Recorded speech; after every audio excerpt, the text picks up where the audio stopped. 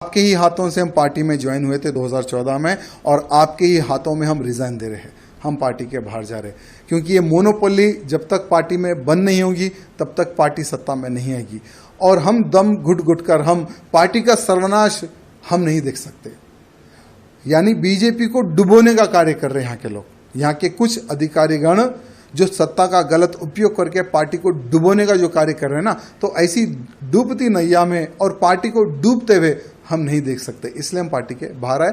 आगे का हमने किशन रेड्डी जी को रिक्वेस्ट किया है कि आप स्पीकर को भी एक पत्र लिख दो कि राजा सिंह बीजेपी का विधायक नहीं है, उसको सस्पेंड करो। अगर किशन रेड्डी जी वो भी अगर काम कर देते तो उसका भी हम समर्थन करते हैं। बाकी का हम एक हिंदू नेता है, धर्म प्रचार करना हमारा काम है, वही करते रहेंगे।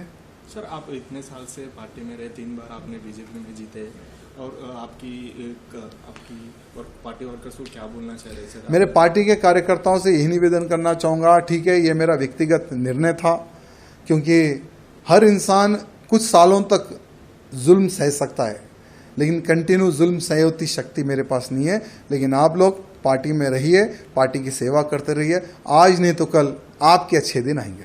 Okay sir, thank you. देखिए, हम हर बार पार्टी को यहाँ बताते हैं कि तेलंगाना में भारतीय जनता पार्टी की सरकार बन सकती है, लेकिन तेलंगाना में भारतीय जनता पार्टी की सरकार तभी बनेगी जब हर वो कार्यकर्ता, हर वो नेता सही तरह से काम करेगा। आज बूथ लेवल में हर वो कार्यकर्ता पूरी जान लगाकर भारतीय जनता पार्टी के समर्थन में वोट दिलवा रहा है, कार्य कर रहा है। लेकिन जब कोई बड़े पद का जब चयन होने का जब समय आता है, जब तेलंगाना राज्य के प्रेसिडेंट का डिक्लेरेशन का जब समय आता है, तो कम से कम पार्टी यहाँ नहीं सोचती कि हमें कैसा प्रेसिडेंट बनाना चाहिए।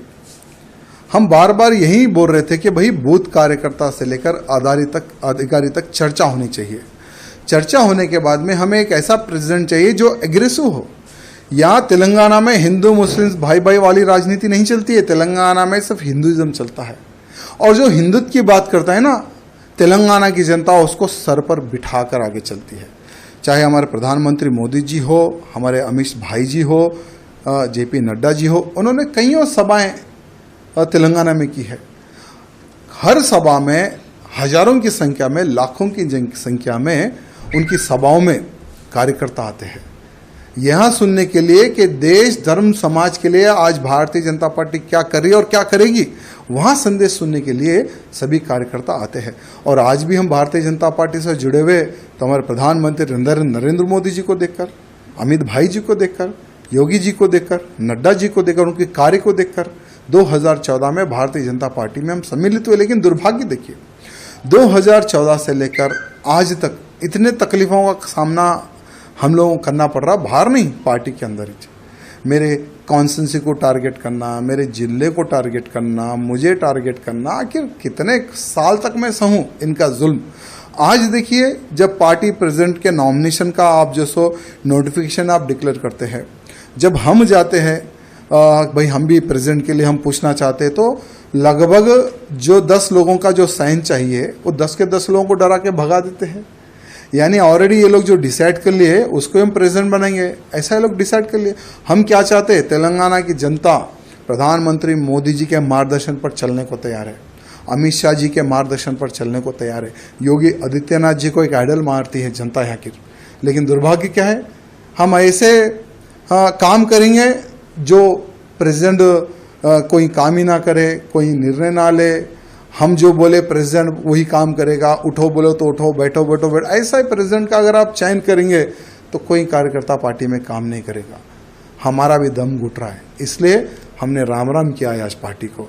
लेकिन एक बात है, भले हम बीजेपी पार्टी में रहो या ना रहो, लेकिन मोदी जी के, योगी जी के, अमित भाई जी के हम कट्टर समर्थक रहेंगे। और बिना पार्टी में रहे हम मोदी जी के कार्यों को, अमित शाह जी के कार्यों को, योगी जी के कार्यों का हम प्रचार करते रहेंगे, भले हम पार्टी में रहो या ना रहो। ये कार्यकर्ताओं की डिमांड है। कई महीनों से कार्यकर्ता कैसा प्रेसिडेंट चाह रहे थे जो हिंदूवादी हो, जो हिंदुत्व की बात करे, जो हमारे कार्यकर्ताओं की सुने। आज लव जिहाद बड़े पैमाने पर हो रहा है तेलंगाना में, गौ हत्याएं बड़े पैमाने पर हुई है तेलंगाना में, लैंड जिहाद बड़े पैमाने पर हो रहा है तेलंगाना में। भाई उसको रोकने के लिए कौन रोकेगा? लोग बोलते कि भारतीय जनता पार्टी के अलावा कोई नहीं रोक सकेगा।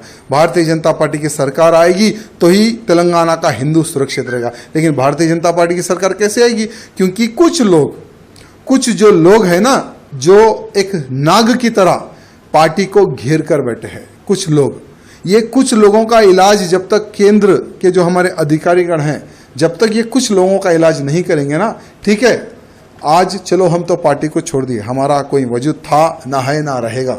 हम एक हिंदू कार्यकर्ता हैं, भले राजनीति से हटकर हम हिंदुत्व का कार्य करते हैं और आगे भी हम हिंदुत्व का प्रचार और हिंदुत्व की सेवा हम करते रहेंगे।